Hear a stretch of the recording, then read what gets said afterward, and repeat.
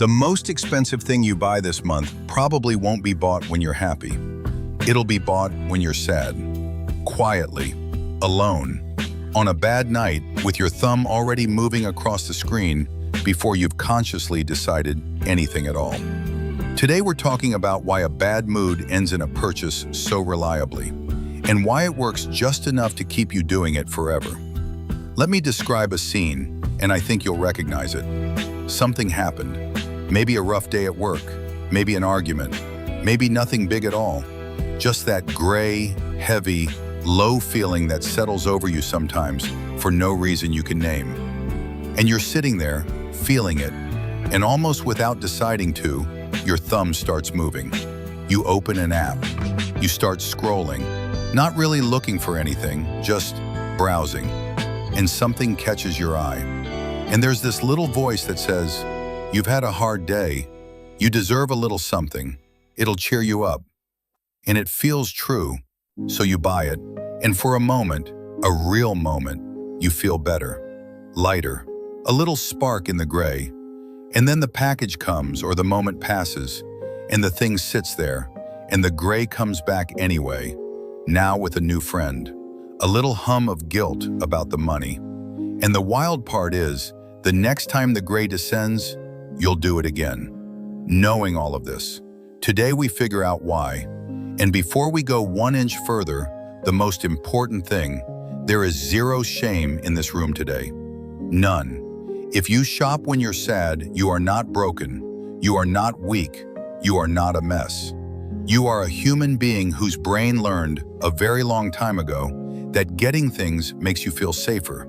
And that wiring is doing exactly what it was built to do. So we're not here to scold anybody. We're here to understand a very old, very human pattern with a lot of compassion, and then figure out how to gently get the upper hand on it, because it can quietly cost you a fortune, and you deserve to keep that fortune. And honestly, almost everyone does some version of this. The friend who seems to have it all together has their version too. Maybe it's not parcels, maybe it's something else entirely, but the reaching for comfort when it hurts is just about universal. You are not the only one. You are not the worst one. And noticing the pattern in yourself isn't a confession of weakness. It's the single bravest and smartest thing a person can do, because you can't change a pattern you refuse to look at.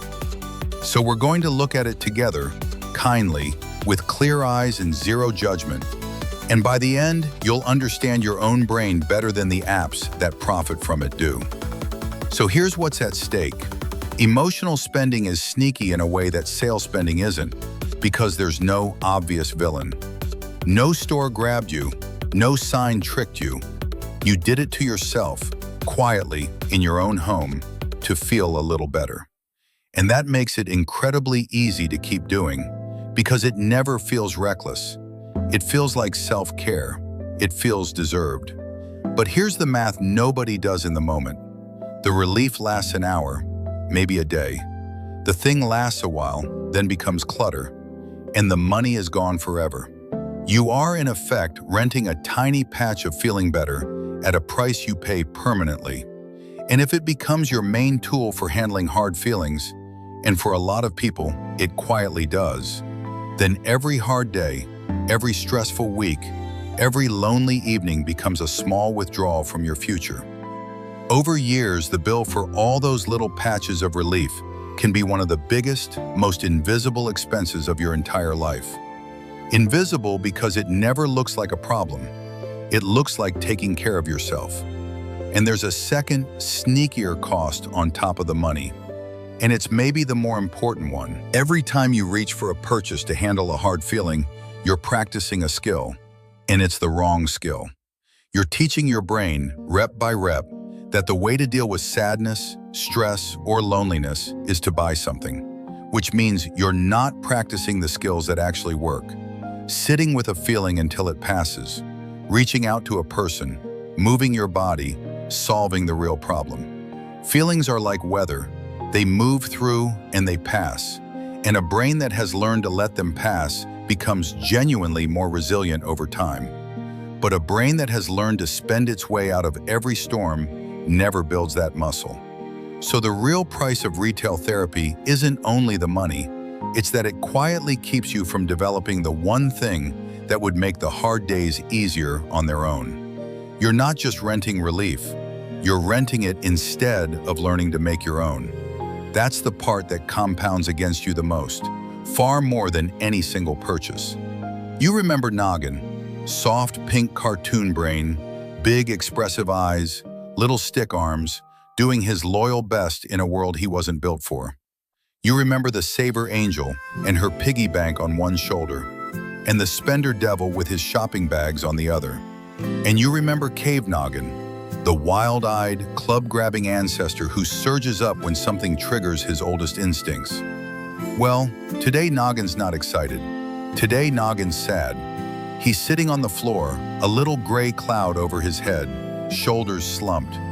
And watch who slides in close, gentle and warm and oh so understanding. The Spender Devil. He's not loud today. He doesn't need to be.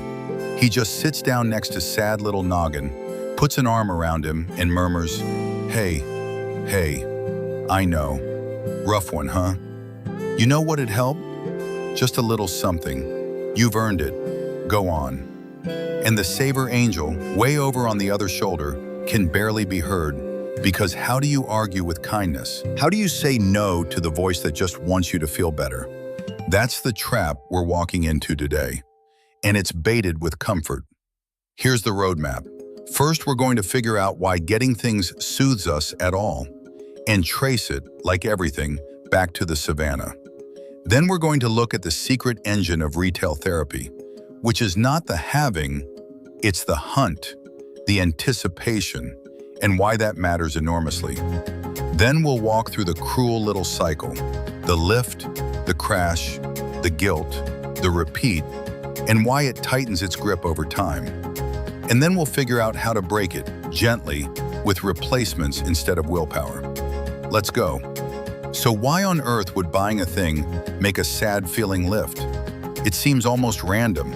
What does a new shirt have to do with feeling better about an argument? But it's not random at all. It goes deep. Let's go back to Cave Noggin's world. On the savanna, what made you feel safe? What actually reduced fear and distress? Resources. Having things. A full store of food meant you wouldn't starve. A good tool meant you could hunt and defend yourself. Warm coverings meant you'd survive the cold night. In that world, acquiring and possessing resources was directly, literally, tied to safety and survival. So Cave Noggin's brain built a deep, hardwired link. Getting things, gathering, acquiring, adding to the pile, means you are becoming safer. And becoming safer feels good. It calms the alarm. It quiets the fear. That good feeling was the brain's reward for doing the thing that kept you alive. Now notice when that instinct would fire hardest. When would Cave Noggin most need the reassurance of gathering resources? When he felt threatened. When he felt vulnerable, anxious, low, uncertain. In a bad situation, the ancient, sensible move was to shore up your resources. Gather what you could, build up your stores against the danger. So the brain links it all together. Feel bad or unsafe. Go acquire things. Feel the comfort of becoming more secure. That is a survival loop. That kept your ancestors alive through hard winters and lean seasons. Feeling low triggered the gathering instinct, and the gathering soothed the low feeling. And round, and it worked. Because in that world, more stuff really did mean more safety. And here we are. Same brain, completely different world. Now when you feel low, that ancient loop still fires. Feel bad, go acquire, feel soothed. Except now acquiring doesn't mean gathering food against the winter. It means tapping a button and buying a thing you don't need with money you'd rather keep. The instinct is identical. The world is unrecognizable. Cave Noggin feels the sadness, reaches for the ancient comfort of gathering, and the modern world has placed an infinite store of gatherable objects exactly one thumb tap away, available 24 hours a day, perfectly positioned to catch him in his lowest moment. The savanna's survival loop has been turned into a spending loop, and it's not his fault. He's just running the program that kept his line alive for 200,000 years. But here's where it gets really interesting, and this is the piece almost nobody understands. The soothing doesn't mostly come from having the thing. It comes from getting it, from the hunt, from the anticipation. Let me explain, because this changes everything about how you fight it. Your brain has a reward chemical that's deeply involved in all of this. And the crucial fact about it is that it spikes mostly in anticipation of a reward, not in the having of it. Think about Cave Noggin tracking prey. The biggest surge of motivation and good-feeling chemistry isn't at the moment he eats. It's during the chase, the pursuit, the closing in, the almost have it. Because that's the part that needed fuel.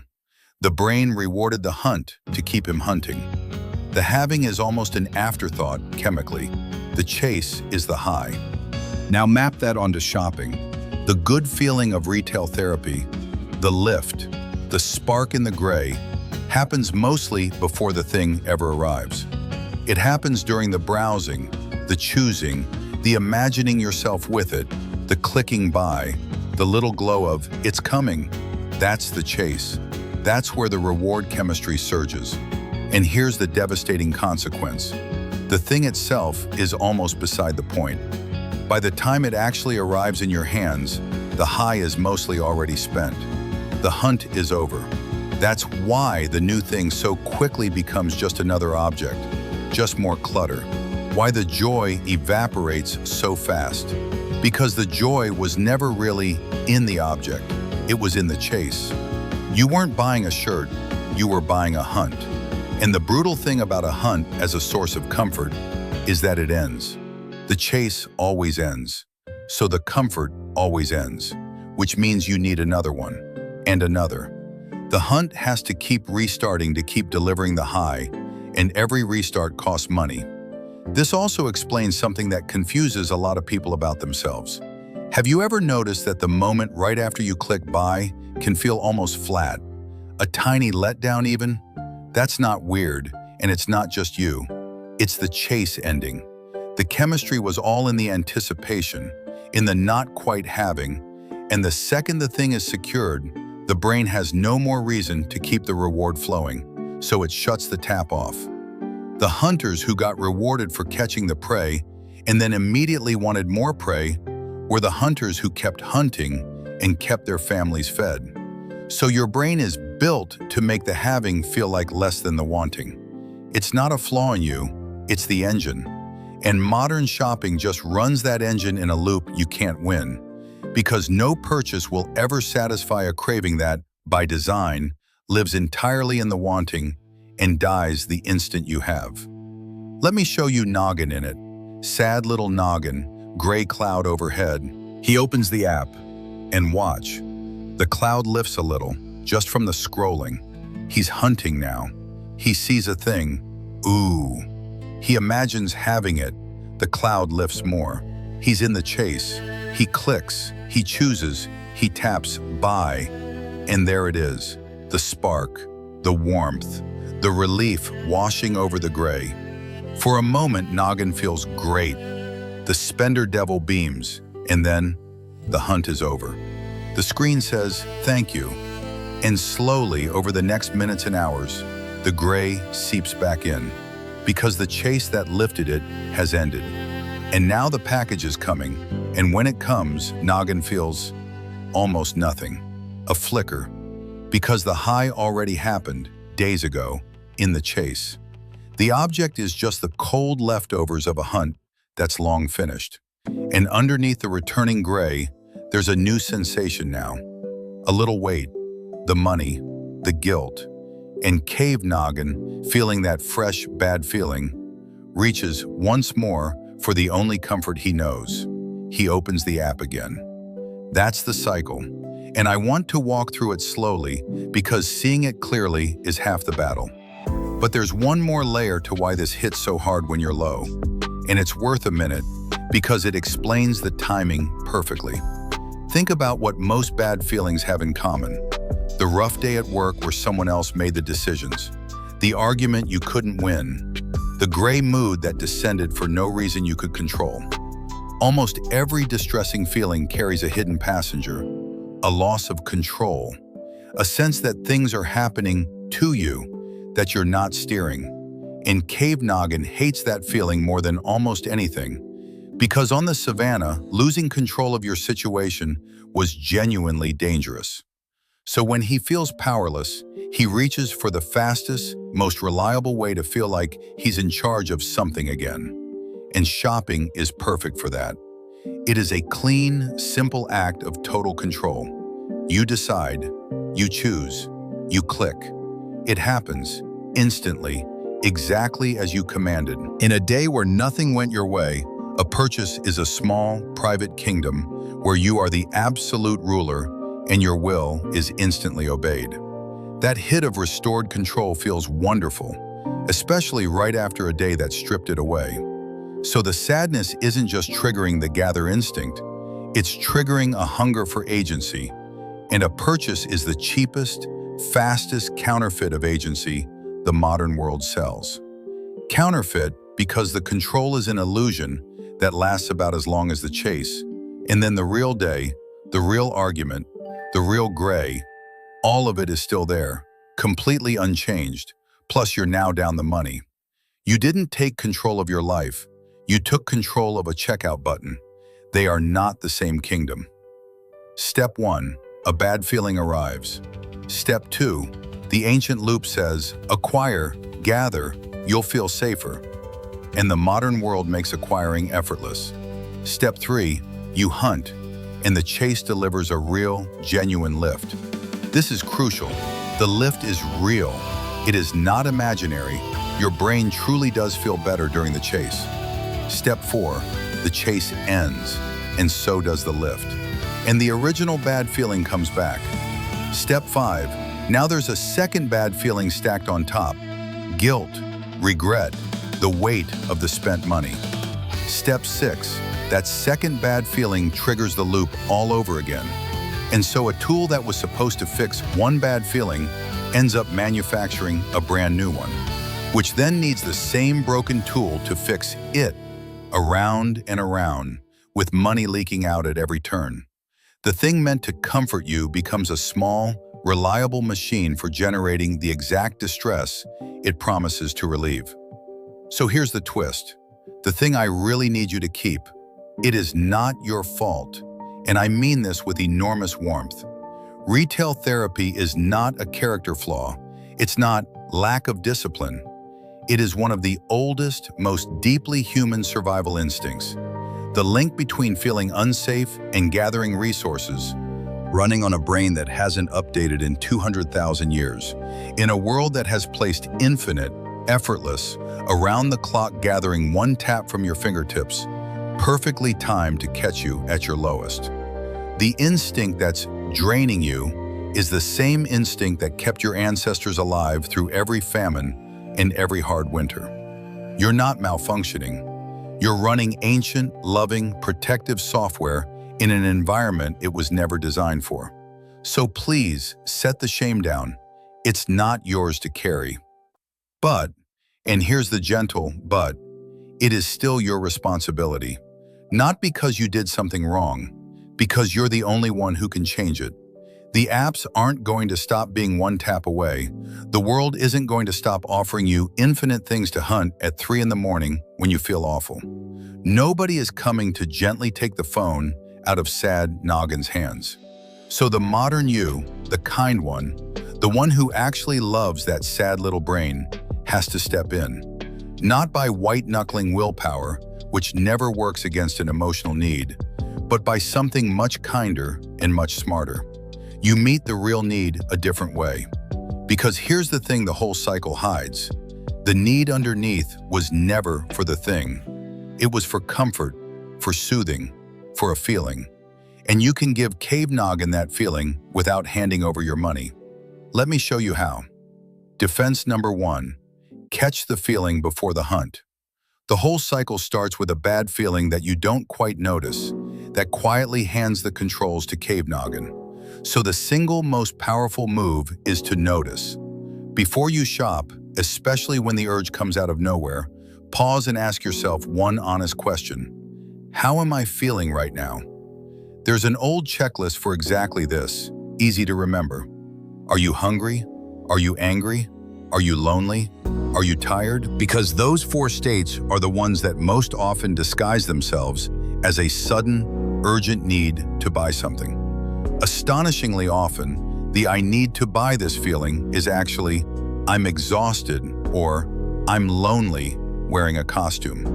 And the instant you name the real feeling, oh, I'm not actually shopping, I'm lonely, the spell weakens, because now you can go solve the actual problem instead of the fake one. You can't fix loneliness with a parcel, but you can stop trying to the moment you see what it really is.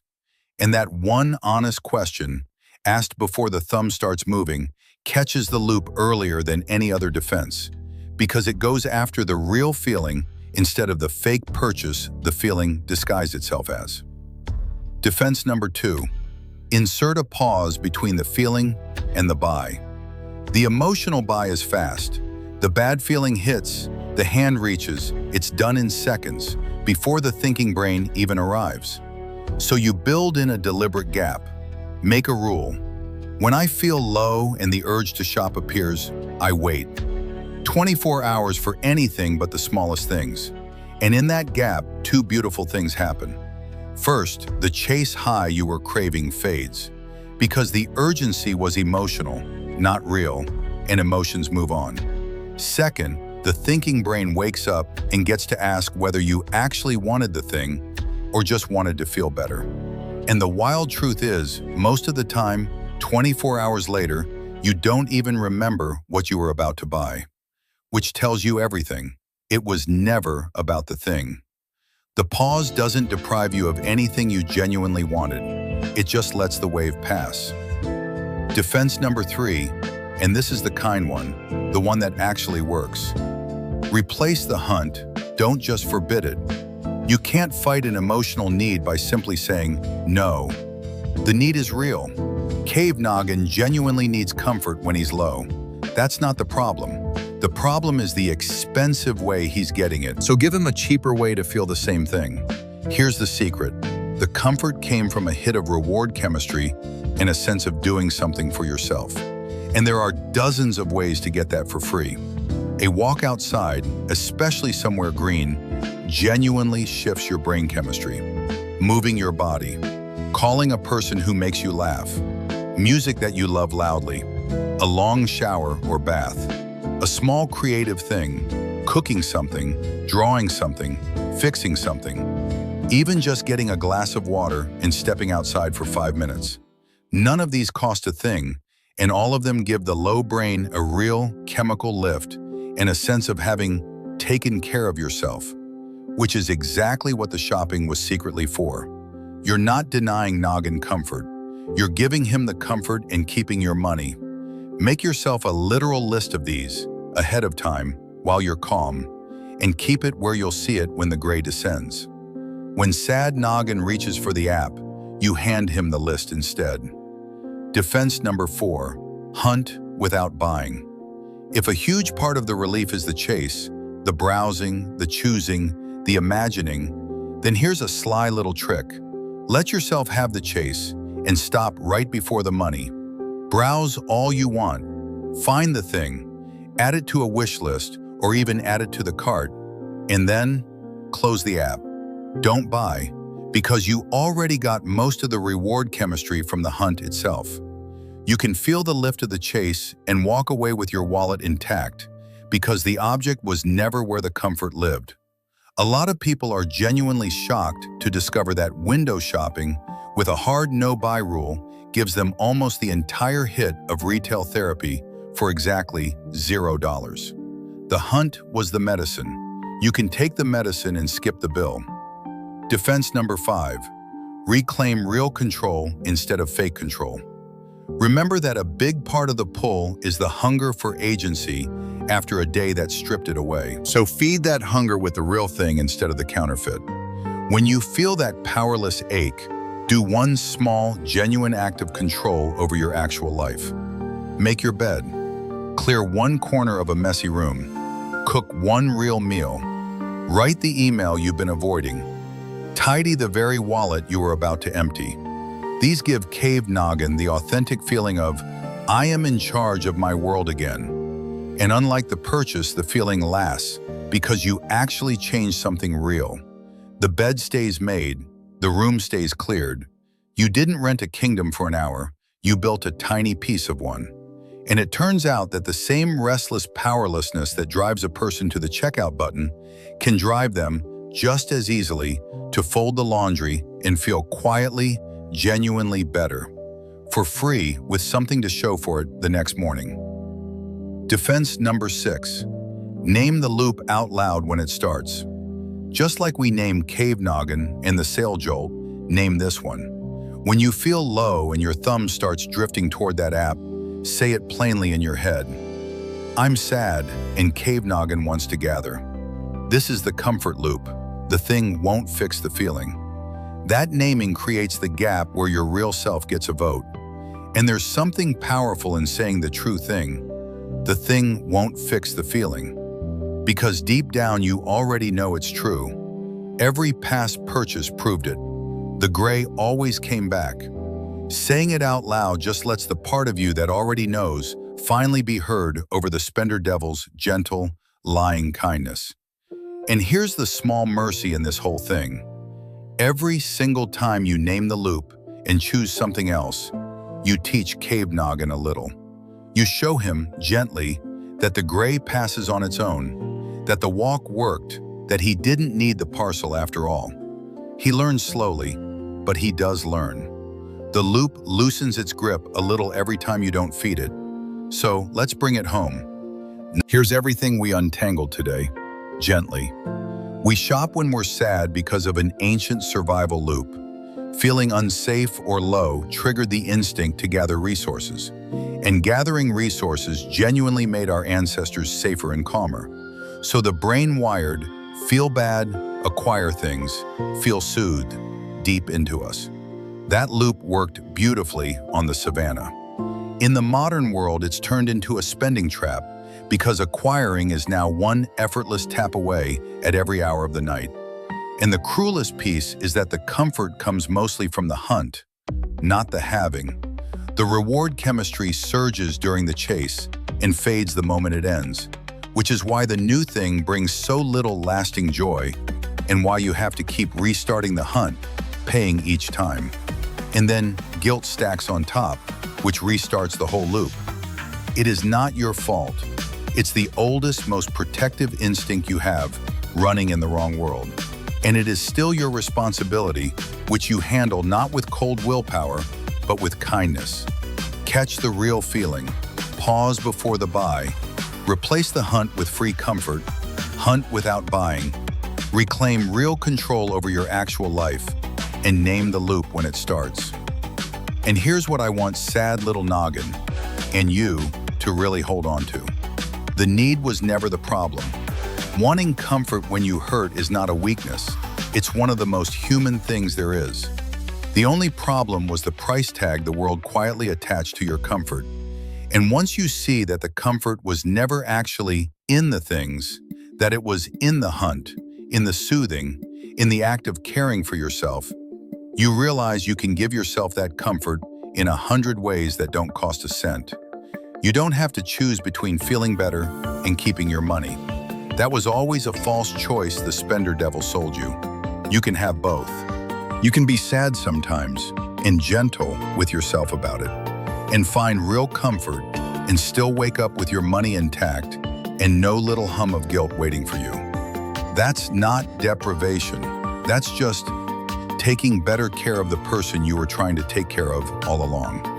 Sad days will still come. The gray will still descend sometimes. That's part of being a person, and no amount of money management changes it. And Cave Noggin will still feel that ancient pull to gather when he's low. But now there's a kinder, wiser voice right behind the pull that says, I see you're hurting, buddy. Let's go for a walk instead.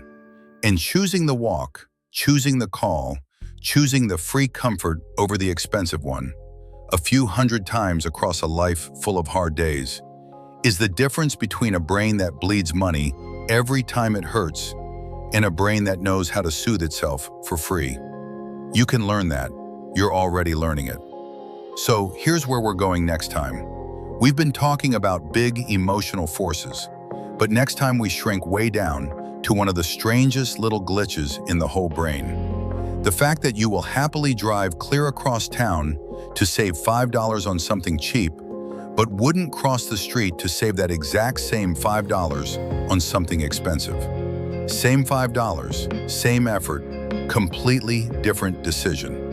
It makes no logical sense at all, and it's quietly costing you far more than any sale ever could, because it makes you fight hardest over the tiny purchases and shrug at the huge ones, which is exactly backwards. Why your brain treats $5 as a fortune one minute and as nothing the next, that's next time. I'll see you there.